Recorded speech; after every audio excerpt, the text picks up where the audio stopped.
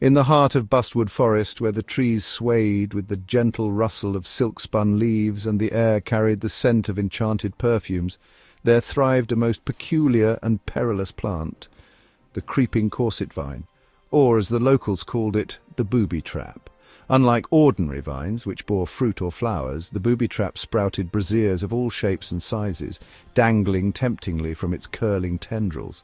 No two were alike, some lacy and delicate, others sturdy and structured, all of them impossibly well fitted to their intended victims. But those who reached for them rarely walked away with only a bra.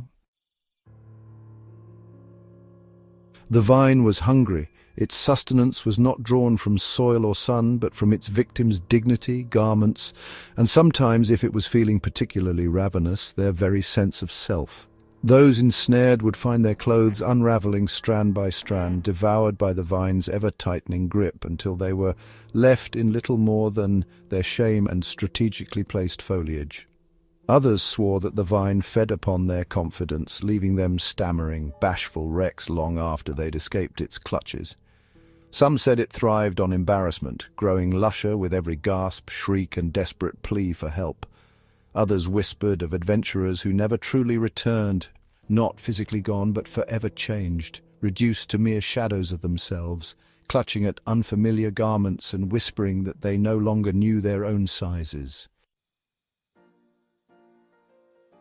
And then there was Sir Cuthbert the Unsteady, the knight who fell for the booby trap.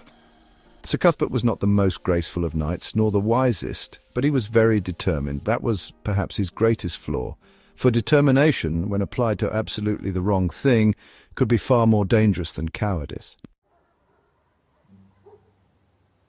One evening, while trudging through Bustwood in search of a lost ribbon, rumoured to grant eternal cleavage, he spotted a particularly exquisite bra swaying from the vine's grasp, black as midnight, embroidered with celestial gold thread, whispering promises of immeasurable comfort and lift.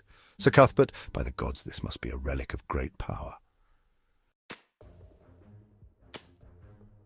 The moment his fingers grazed the lace, the vine struck. Tendrils lashed around his ankles, sweeping his legs out from under him. He barely had time to yelp before he was yanked into the air, dangling upside down, as the booby trap tightened around him like a corset at a noblewoman's debutante ball. He thrashed, it tightened, he struggled, it cinched, and then with a slow, deliberate motion the vine began to feast. First, his cloak unravelled into shimmering threads, vanishing into the vine's twisting coils. Then his trousers, seams popping, fabric curling away like peeling fruit until they were gone, completely absorbed. Sir Cuthbert, no, those were custom-tailored. The vine hummed with satisfaction. Then it moved on to his armour, greedily unbuckling his greaves, melting his breastplate into wisps of silk, converting hard steel into soft, shimmering satin. Sir Cuthbert, no, no, no, not my modesty. But the vine was merciless. Piece by piece, Sir Cuthbert was stripped of everything but the very thing he had first reached for, the bra. With a cruel sort of mockery, the vine wrapped it around his chest, strapping him into an exquisitely supportive yet completely unnecessary undergarment. A final tendril slapped his exposed rear with a flourish, as if to say, "And stay out." Then with a jolt it let him go. He hit the ground with a dignity-shattering thud.